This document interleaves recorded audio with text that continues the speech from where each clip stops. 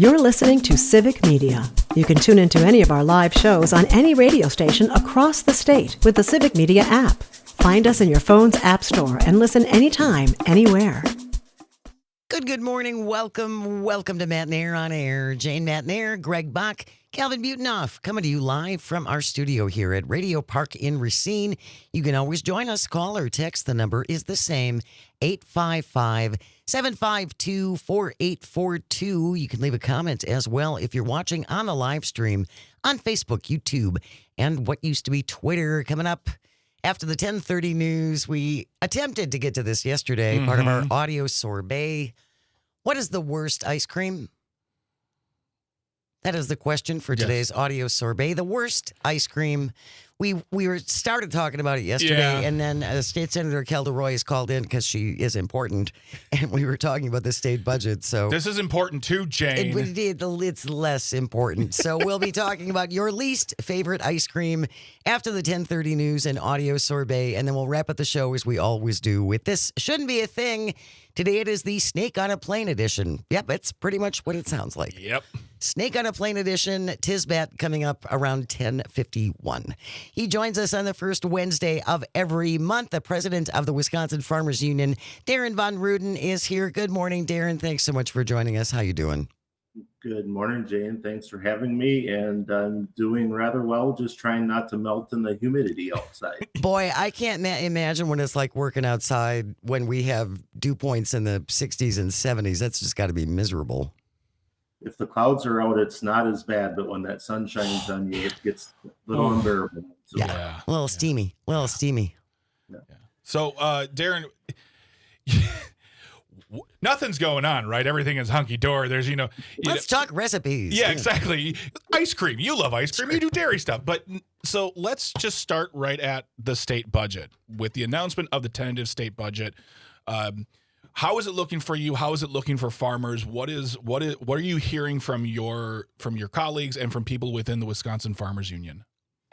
Yeah, so certainly happy that the budget's getting passed. There's a bunch of WFU's priorities have been included in the budget, but one big one that did not get is the LFPA program funding, or local farmers, local consumer advocates working together to make sure that they consume that product a lot closer to where it's produced versus having to send it, to another state to be processed and come back and then charge for all that transportation in between. And we were really hoping that gap would have been able to get those funds in there. It's not. So Senator Path and Senator Jacobson, I believe, or Representative Jacobson, I believe, are working on a bill now going forward to hopefully get some funding for that.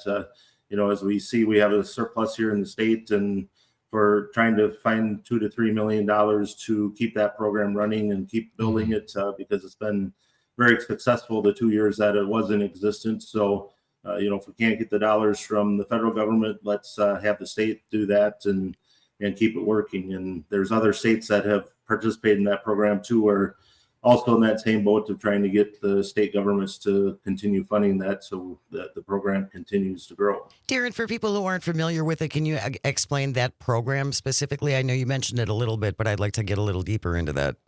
Yeah, so the LFPA program, Local Foods Purchase Assistance Program, actually pays farmers before they put the produce in the ground, and then when the produce is ready, they provide it to the distributor that then takes it to food pantries, institutions. The Tribal Elder Box has been a big part of that program too, to make sure that our Native Americans have a program that's getting high quality food into their stomachs too. So, it's been something that for every dollar that's been spent on it, there's been, I think, $6 and something cents that's really been a benefit to it, looking at what's going on across the state. And just so I'm correct, this was a federal program and the money is being cut. So you're looking for state funding to keep the program going. Yes, as part of one of the many President Trump executive orders, the funding for that program was cut and no longer available. Even though the contracts had been signed and everything was ready to go for 2025, it got cut and is no longer available. So looking at what's happened here in the state and really the infrastructure that has been built over the last 2 years, it would make sense that the state government then steps in and funds it. And, it sounds like that's something that the federal government wants states to do with the nutrition program too. So it's going to be a budget issue for a lot of states though. Wisconsin, we're in a unique situation because we do have a surplus here, but looking at other states that have this program, probably aren't going to be able to fund it because they don't have the dollars available in their state budgets. I mean, Darren, there's so many things I can say on this. I mean, you're talking about a program where we're paying farmers to provide food to food pantries to feed people, elderly people. I don't know if you believe in a multiverse. I don't know what earth this is a bad idea personally, but also the fear that I have for you, and I feel like I'm just being a big old not fun guy today, but we have a $4.3 billion surplus here in the state, and also $2 to $3 million. I'm sorry, but in the terms of budget spending, whether it's state or federal, that is nothing compared to what we spend on so many other things. But we don't see our assembly members and GOP members, those houses controlled by Republicans, wanting to spend any of that surplus money on anything. So it makes me nervous. It almost feels like what they're doing right now is having to make specific legislation that says this will be a project that is funded for 1 to however many years. Yeah. And just looking at the mentality there too is let's give tax breaks to the taxpayers. Well, the people that this program are supporting, the vast majority of them don't pay taxes because they don't make enough money to pay taxes. Right. And most of them also don't have enough income to really go out and buy those high quality, nutritious foods that they really need to, make them good quality citizens here in the state. So this was something that was going to be of benefit to every community around the state and making sure that high quality food gets into and they become, a more productive citizen that way too. And so giving tax breaks to, mostly people that have dollars that can afford more and taking food away from the ones that can't afford it, it just doesn't make any sense to me. Well, and it almost feels, and this is wildly speculative on my part, but it almost feels, Darren, when our lawmakers do this,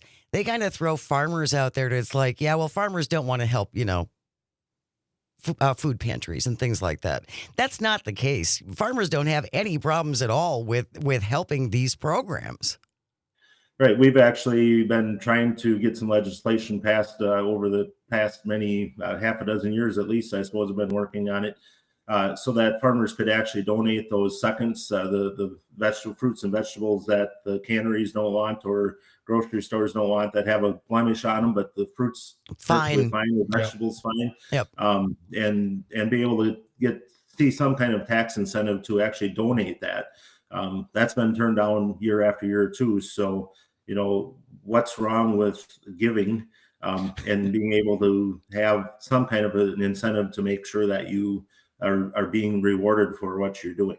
If you're just joining us, Darren Von Ruden is our guest. He's the president of the Wisconsin Farmers Union, and he joins us the first Wednesday of every month. I think that also speaks greatly to Americans who can afford food, looking at a piece of fruit going, oh, it's got a bruise on it. I don't want it, when it's a perfectly good piece of food that someone will happily eat. But I feel like we could talk about that program for an hour. Darren, is there anything else in the state budget that is either making you celebrate a little bit or giving you some pause? Well, certainly looking at DADCAP's funding, there's some unfunded mandates there that the DADCAP's going to have to do. Trying to find the dollars for those. Looking at local governments, the unfunded mandates that are there too. They're not as bad this time around from what I'm seeing right now, but certainly any unfunded mandate is not good because then the state and or local and county officials have to find the funds to make that happen. Right. And the only way to do that is to raise your local taxes, which, most local taxpayers aren't happy with where those taxes are at this point. So, it really causes some friction between the members of your local communities and the local leaders. Well, and this is a statewide issue. This is for red cities and blue cities and independent cities and everything. When we have the legislature, the lawmakers in Madison who are hanging onto these dollars and won't give them out to anybody, this affects all of us. Yeah, and certainly looking at the dollars that JFC is, held on to for longer than they should have over the past couple of years. That programs suffered from that, and those programs, some of them died, some of them are still limping along. But they should be getting that funding because the governor signed the budget, and for JFC to hold those funds hostage, more or less, isn't the right way to be governing. And it's we've talked about that endlessly on this show, and I don't say that people need to remember that whether we're talking about clean water, we're talking about rural hospitals, whether we're talking about education. I know they released $10 million of $50 million, but this money is all being held onto. On top of it, throw that money on top of $4.3 billion of a surplus that is being planned to spend on nothing. I have an idea, Jane and Darren, for a new state constitution.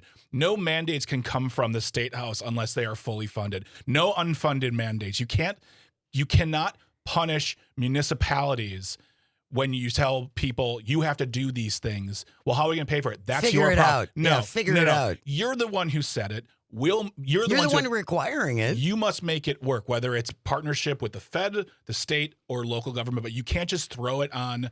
You can't throw it on education when you're saying, well, it's a new reading program, $50 million. You make it work because you're already buying your own school supplies. So, yeah, I think that's a wonderful constitutional amendment. No unfunded mandates. I'm curious, too, Darren, when Trump first came in and he froze all of these grants that a lot of farmers had applied for, either for infrastructure improvements or maybe water systems and things like that. What is the status of that? Do we know? So the vast majority of them have been now cleared and are being funded. Good. There still is some across the country that are not doing that. We've in the last week or now, I heard from a lady from Montana that they're not funding anything that says to women or socially disadvantaged. And she's got a program in there, or an application in, that was signed by Secretary Vilsack and the former administration, and should be getting those dollars because it's a contract that should be viable. But it's DEI now. Now they won't do it, right?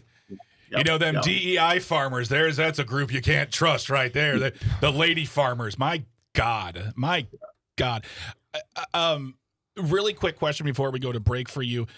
We saw a lot of farmers. We saw a lot of people who were being harmed by these pauses and cancellations of contracts.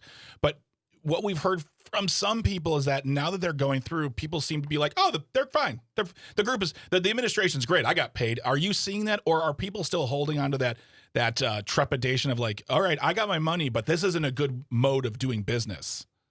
Certainly the farmers and businessmen that have been Republicans all their lives it's great. Everything's good. Right. The Democrats and the folks that are on the fence, more or less, are we got to remember this, because this is not good practice for any government to do. Yeah. We're going to continue our conversation with Darren Von Ruden, the president of the Wisconsin Farmers Union. Stay with us. You are listening to Matt Nair on Air on the Civic Media Radio Network. Don't go away.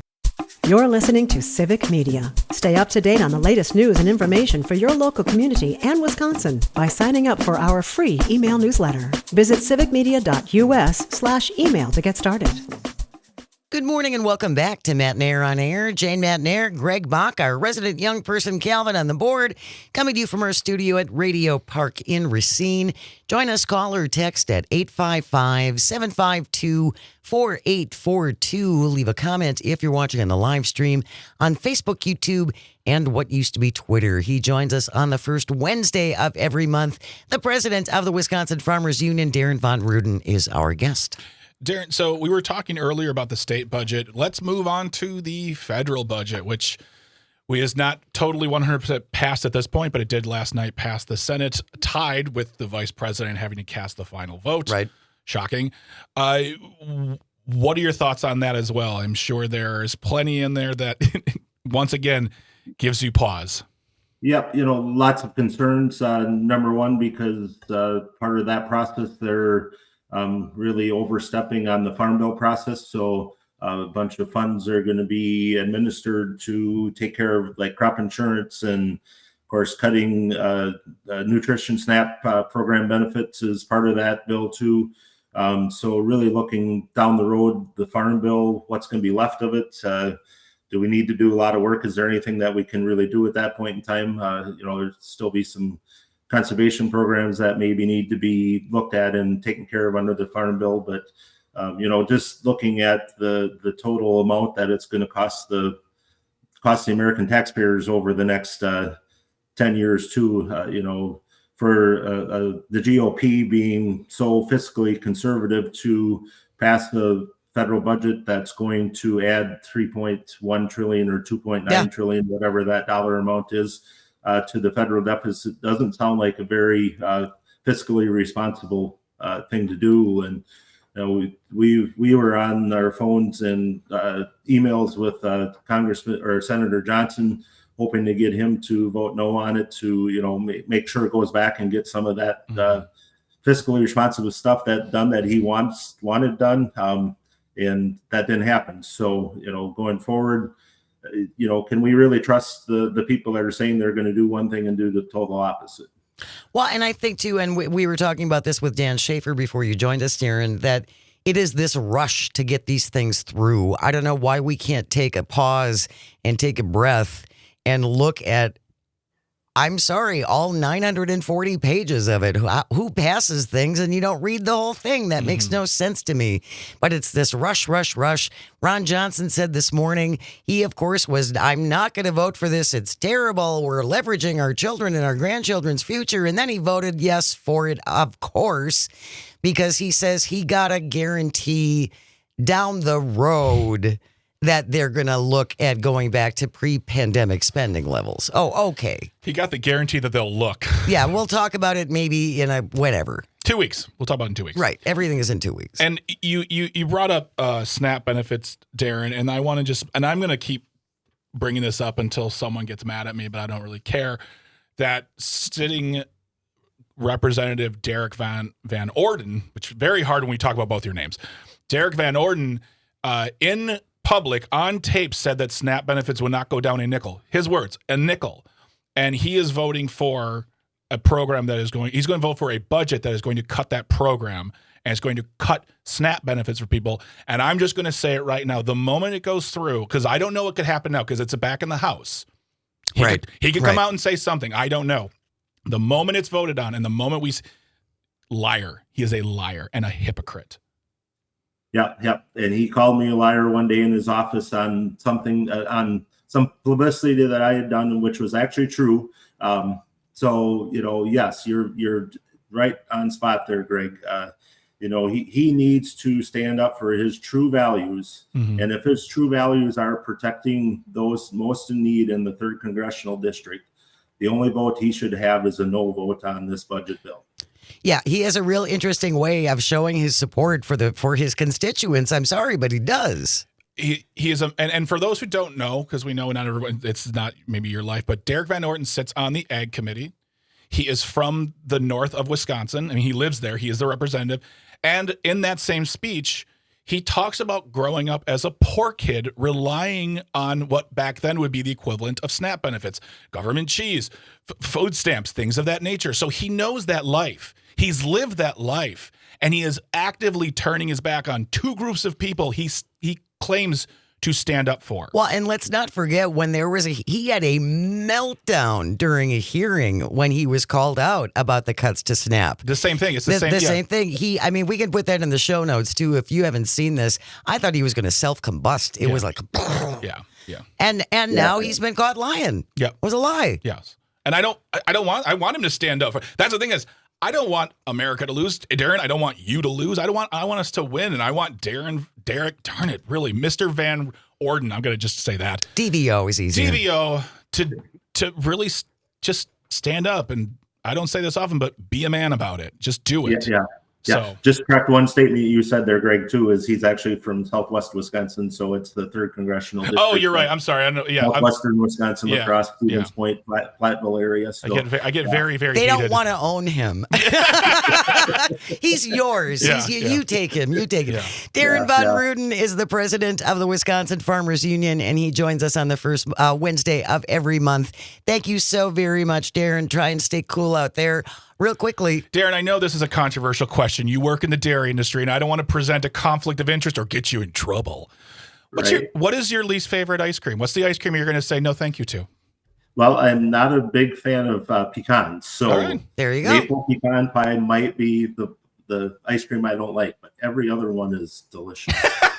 There you go. He has to say that. He's He an has expert. cows. He is has an to. expert in dairy. Exactly. He knows. He knows. Thank you so much, Darren. We'll see you next month. Thank you, Jane and Greg. Take Stay care. with us. News is coming up next when we return. Audio Sorbet. You are listening to Matt Nair on Air on the Civic Media Radio Network. Good morning. Welcome to Matt Nair on Air. Jane Matt Nair, Greg Buck. Dr. Slide on the board coming to you from our studio at Radio Park in Racine. You can always join us. Call or text at 855-752-4842. Leave a comment if you're watching on the live stream on Facebook, YouTube, and what used to be Twitter. We are taking the show on the road. Matt Nair on Air. Teaming up with Todd Alba to hit the road in a couple of weeks. We're going to be stopping in Oshkosh, in Butternut, and in Hayward on July 16th, 17th, and 18th. We're going to have a preview of the EAA. We're going to learn about the history of Butternut, Wisconsin, which makes me so excited. I'm so happy. And we're going to do lumberjacking in I'll Hayward. be watching lumberjacking. And I will you're- not be You're doing. gonna get recruited. Oh, Somebody's gonna say, God. "Come over here and roll a log." You And they're look going to be like, you can. you know what, sir? We understand. Go back to your seat. It's fine. Matt Nair on Air and Todd Alba hitting the road in a couple weeks. Our road trip editions on July 16th, 17th, and 18th. We will have more details for you as we get a little bit closer. Hopefully, you'll be able to come out and say hello.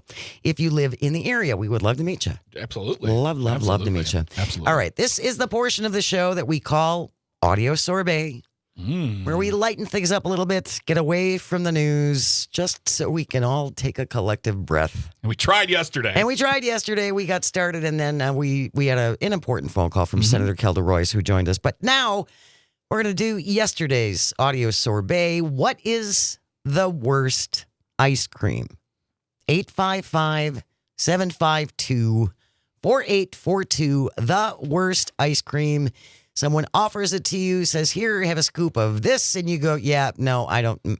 We spoke to Darren Von Ruden in the last segment. Dairy farmer. Dairy farmer for Wisconsin. I expected him to be very diplomatic and say, you know, I love them all. They're all good. He does not like pecan. He's not a fan of pecan. Not a pecan ice cream. And honestly, I am not either. It would never be my go-to.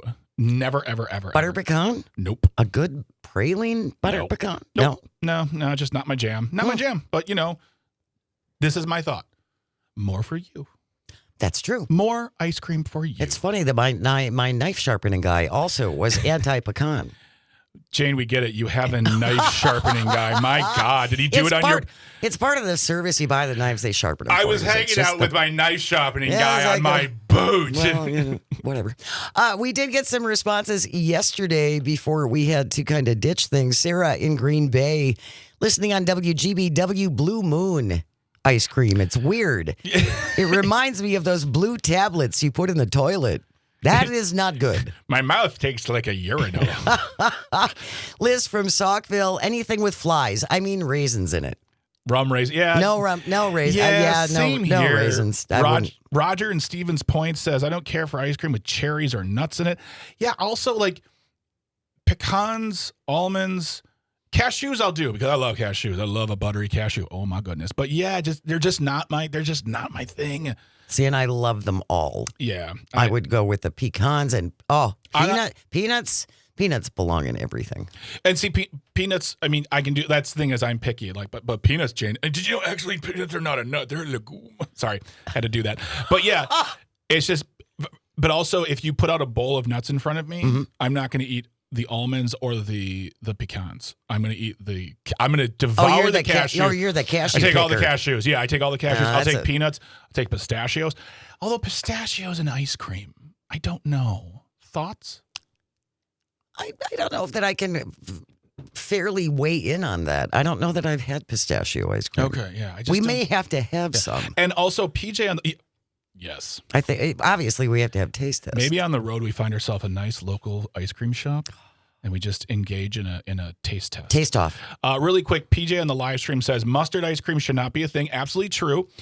Yesterday we qualified. We're going to stay away from I would call them ridiculous flavors like the real squid and spam. And spam. Yeah, and we're blah, not blah, talking about no. those. Malort. Malort doesn't belong in anything, let alone alcohol, but just, yeah. We're sticking to more traditional, like, what can you find at a grocery store? Yeah. What is not your jam? For me, this all actually, the reason why we're talking about this, I want to give the impetus of this and for this conversation is because you saw a picture of Neapolitan ice cream. That's with the chocolate and the vanilla and the strawberry all in one carton. And you got very aggressive towards the strawberry portion of the ice cream. My mother would buy them when we were kids. Yeah. You know? Yes. And what would you do? everybody would eat the chocolate and vanilla and leave the strawberry. So to me, I'm sorry, this is just my opinion, but Neapolitan ice cream is a lesser ice cream. Well, it just is. By design, it's triple ice cream. If you think about it, it's three ice creams coming together. Make up your mind. Like a Voltron of ice cream. That's a very specific reference for Gen X kids. Commit to one. Maybe it would actually be good then. We're getting one. Connie on the text line listening, WAUK says Babcock Hall's peanut butter madness. Now, is that your least favorite? Because that sounds amazing. That sounds pretty good. I will get down with a peanut butter or especially a peanut butter cup ice cream. Ice cream? Oh, yeah. Matt from Germantown listening in on WAUK. Get rid of mint chocolate chip. It's so gross and probably a controversial take. You know what? That's what we're here for, Matt. You know what, Matt? Those controversial ice cream takes. Those hot takes at ice cream. That's right. I don't think that's a hot take because that's another one where I'm just not going to go for it's too many competing flavors. It's too not busy. Too busy. It's too much. I do like John's response. He's listening on WISS. He says, "I'll do it. They're all good. Never mind. Never met an ice cream that didn't end up in my belly." Well, there you go. I can respect that, John. Absolutely. 855-752-4842, 855-75-CIVIC. The earth-shattering audio sorbet question for today: what is the worst ice cream? 855-75-CIVIC. Ollie from the Northwoods has been waiting patiently. Good morning, Ollie. What do you think about this? Well, I love all ice cream if it's real ice cream. The worst ice cream is fake ice cream, actually known as frozen dairy desserts. It takes hours to run through the ice cream section because you have to identify whether it's actually real ice cream or frozen dairy. Ollie, are you talking about ice milk? No, it is not even ice milk. It is identified on the carton as frozen dairy dessert. Interesting. And exactly why? But I know Breyers makes a kind of that, and it's not the same. It is not ice cream. So wait, what is it? It's called frozen dairy dessert? Correct. It's not frozen yogurt. It's not frozen custard. Mm-hmm. It's frozen dairy dessert. Interesting. And I think it's a cheaper version, so they don't have to put as much real sugar and real cream in there. Oh, absolutely. Oh, yeah. That's like Kraft cheese food. I was just thinking of that. When you have to qualify it as a food, it always makes you go, "What? Can I have some cheese?" Sorry, these are cheese singles. These are singles. These are American Dairy single plaques. But having to identify it as food always makes me go, what did you think I was going to think it was something else? Is that cheese right there? Well, it's food. It's cheese food. Thank you, Ollie. Appreciate it. That doesn't surprise me if they could find a way. Because I was thinking, are we talking about, because there are now a lot of non-dairy options. Ben & Jerry has great non-dairy options for ice cream. But it just, this sounds like, can we cut out some money here and just make it dairy food? Well, or I guess, if it doesn't have as much milk fat, it's not going to be quite as fattening, but there's still a lot of sugar in it. So 855-752 752-4842. Worst ice cream. What is your pick for the worst? Calvin, what are your thoughts? Well, I just wanted to expand a little bit on the ice cream versus frozen whatever dairy treat. Sure. I think it is actually a legal definition by the big ice cream lobby that it has to have a certain fat content to be considered ice cream. That makes sense. But it's not always a cheapness or a health thing why you wouldn't want to make it an ice cream. It has to do with texture, I think. Like, I think Dairy Queen, technically it isn't ice cream. It technically is frozen dairy dessert. They call it soft Soft serve. serve. That just sounds fancy. And then they tip it upside down in front of you. I'm like, can I just have my Blizzard, please?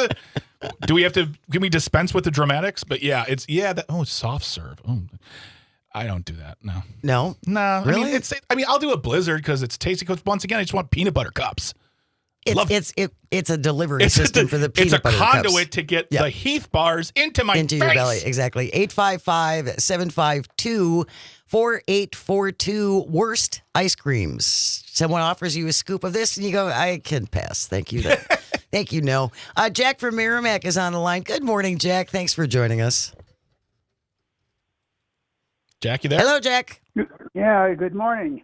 I'm holding a major brand, I will not list the brand, ice cream in my hands, and it says ingredients: milk, cream, sugar, water, corn syrup, whey, egg solids, guar gum. I could go on, but you get the picture. When my son was in Boy Scouts, we made ice cream. We took some real cream, and we took some vanilla flavor, and we took a little bit of sugar, and we mixed them together in a bag, and then set the whole works in a freezing ice mixture with salt, and we got real ice cream. This is what you get for major brand ice cream these days. It's all these extra additives, right, Jack? You got it. Now, I will say one thing. Probably the worst ice cream I've ever tasted was licorice. Oh, who did that to you, buddy? That's a crime. Mean. They're not your friend. They should be fined. They're not for your that. friend. That's terrible. And if it was black licorice, you should sue them. You should be able to sue them. I think Jack should make his own brand. I really enjoyed that this went from a fun conversation about ice cream flavors to like ranking on big ice cream. big ice cream. I would say like. Okay, sorry, I got lost there for a second.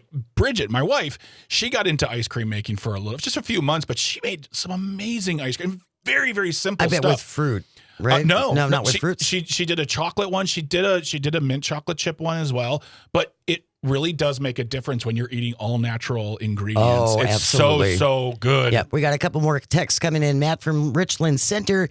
Anything with chocolate chunks. We need to stop pretending that this is something more than waxy rock hard filler. Okay, Matt from Richland Center. I'm just going to go ahead and ban you. He has his opinion. No, it's a wrong opinion. Ted from Appleton Cookie Dough. Blah. I quit. You guys are all wrong. You're just wrong. Lori from Hayward. Jane, I sympathize with you on the Neapolitan ice cream. That would be the ice cream my parents always brought home when we got any. I wanted to let you know there is a wonderful ice cream store in Hayward called West Dairy. Okay. A great place to stop in for ice cream and shakes. Lori, Lori, thank you for the heads up. Lori, we're going to need a tour of Hayward, and it's going to be ice cream stores and ice cream specific. Thank you very much. Thank you for the heads up there. I would just say this. I'm thinking about living in my home in the 80s, and if my father would have brought home Neapolitan ice cream and he would open it up to just strawberry, that would be the end of ice cream in our house. Because he would say, you don't appreciate the ice cream I buy, then you don't get any ice cream. You can buy your own. All right. And I would have bought elephant tracks. That big waxy chunks of chocolate in there. All right, that wraps up today's audio sorbet. When we return, it is This Shouldn't Be a Thing, Snake on a Plane edition, pretty much like it sounds. You're listening to Matt Nair on Air on the vast, statewide, countrywide. You can listen global on the app. Civic Media Radio Network. Stay with us.